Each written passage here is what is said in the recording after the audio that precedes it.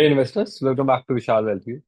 China just retaliated in the trade war that US started, and this is going to have some ramifications to the trade that is already existing in the current world order set by US.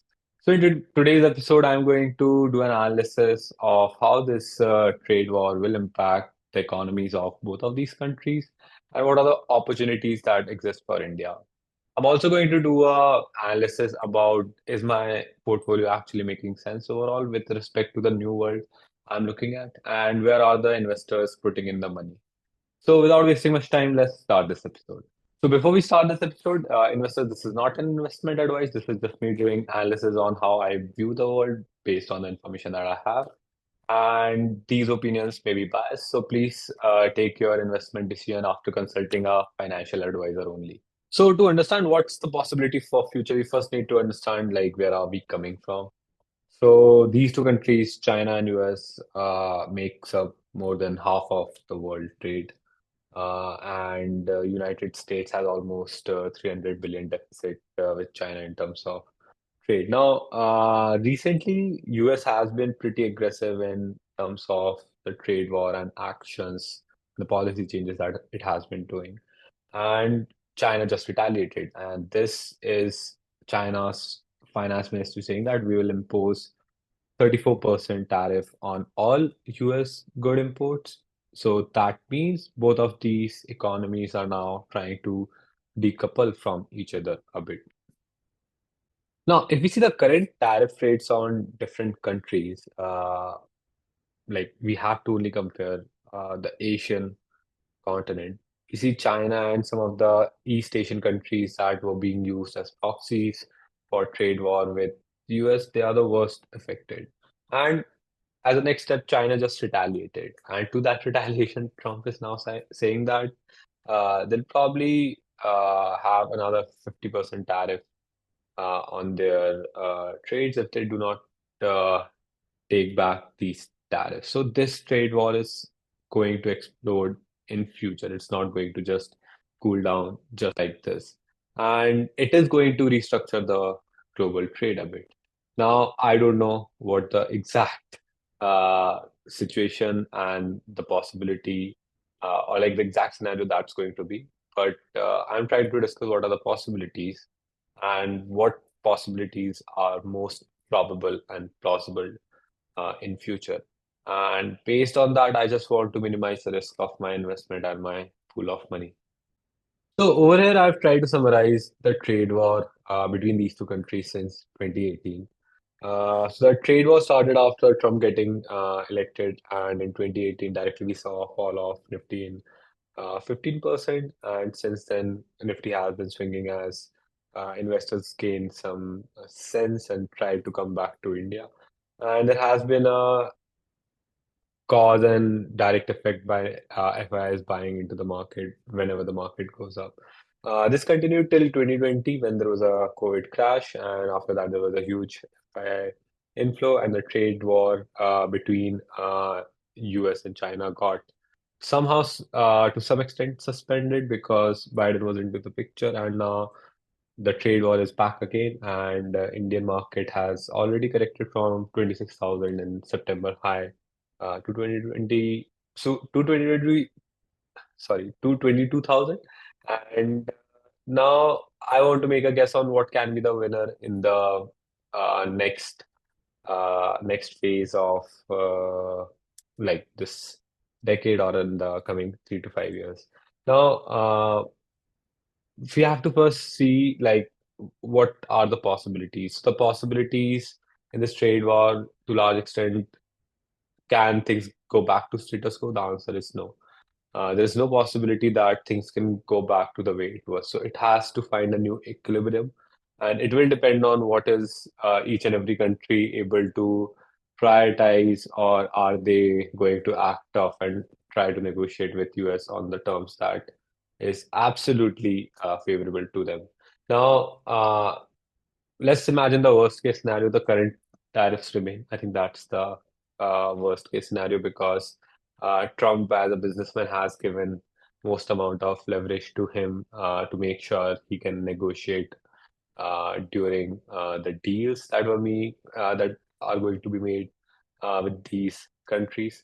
However, the best case scenario can be some countries like Vietnam, Japan, who are old allies of US, to large extent get an exemption from trade. Philippines, Vietnam, all these countries, and we, India's country, enter into a trade agreement with some amount of consideration or deals on defense to basically set foot into the new world order. Another thing we have to keep in mind, like as this is happening around the continents like Europe, they are spending more money on defense. Countries like China are spending more money on defense. For China, almost they had a 7% or 8% increase in their defense budget, while they are only predicting 5% growth in their GDP. That means they're even spending more in defense than they can actually afford to grow. So they are prioritizing certain strategic goals in the future related to Taiwan.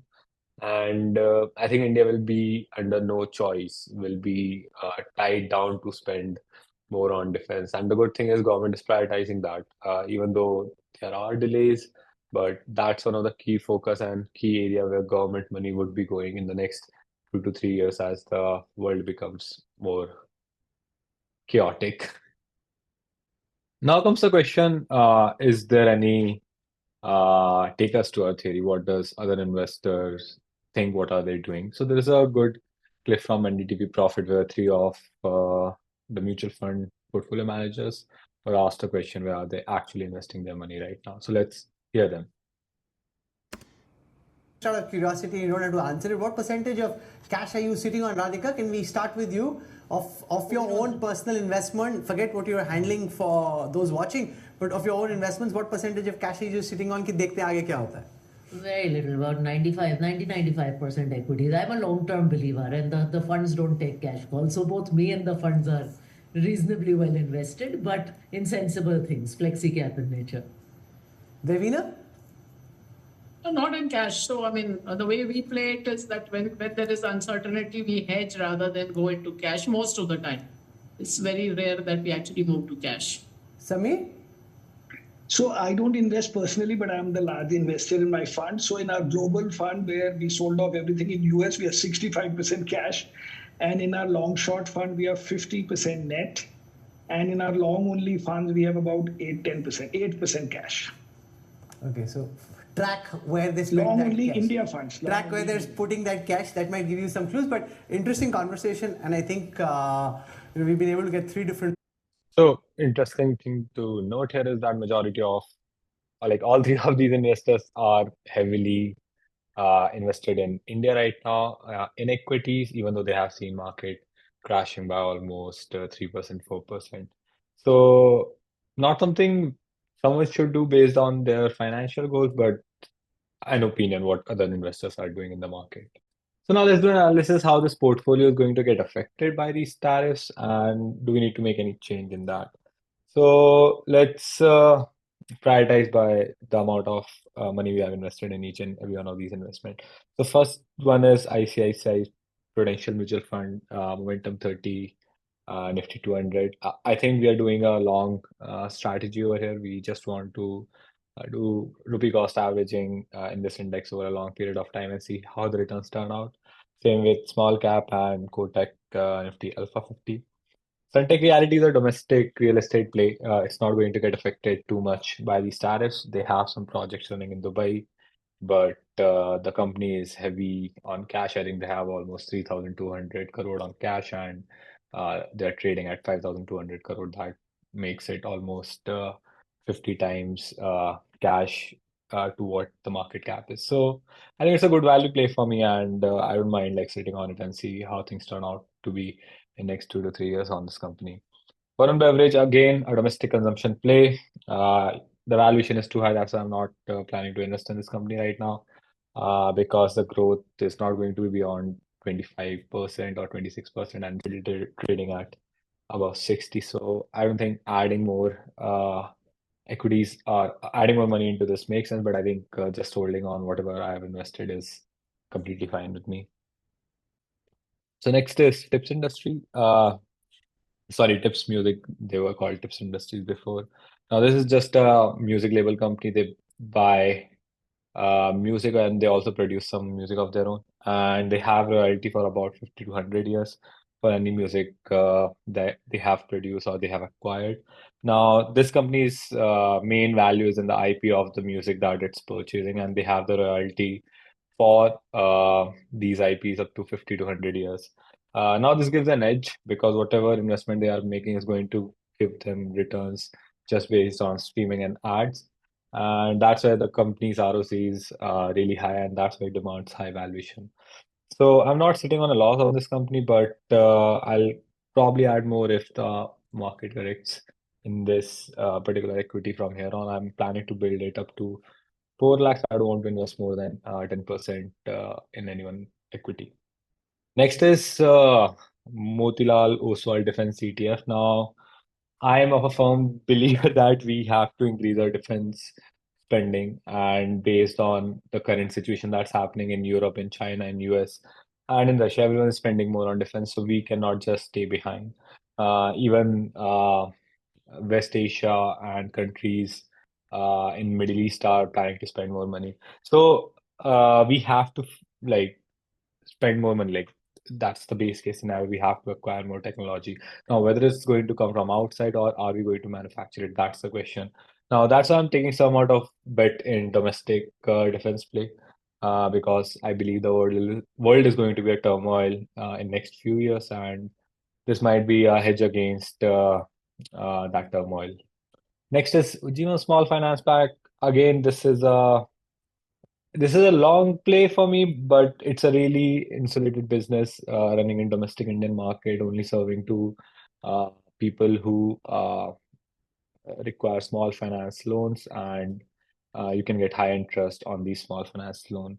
When I invested in this company, they had a really good NPA performance because they were selling a product called group loans, in which you just sell the loan rather than selling a loan to an individual. You sell the loan to a group of 5 people. They can be a part of family for buying a house, building a, let's just say, shop or things like that.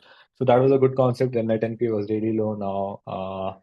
As things become more uncertain, as there might be recession fears in the market, I want to see how this investment go about. But I'm completely fine holding it in, and if I see its value rise too much, I'll probably just cut some positions. So I have already started cutting position on this index on 1st April and 2nd April before Trump's announcement. I decreased half of my position over here. So same with the Mirai Asset NYSE FANG ETF. I'm probably not planning to invest in these equities for some amount of time until unless I see the dust settling down, or I see at least 30 to 40% correction in these indexes. And then only I'll probably plan to add more positions in this index. Then comes HDFC Bank. Again, this is a completely domestic consumer play. Big bank being corporate, being run by really skilled individuals, and has really high ethics for governance. So I think I'm completely fine holding it on for a long period of time, and it also gives me liquidity in this portfolio. Last but not least, Anantraj. This particular investment is down almost 40%. Now, this is a real estate company that does not have any debt. They're entering into data center, and that's what I'm betting on. I believe India has a huge data center demand, and this is an industry in which government is also spending money, and they already have a go ahead because they own the real estate on which they're planning to build these data centers. So I want to see how it plays out. That's why I've built a small capital in this investment around 2 lakhs, and I'm going to keep on tracking the story, see how it evolves in future, how sales number come out to be, how management is responding to the transcript and the commitments they are making, and increase this position when I think the time is right.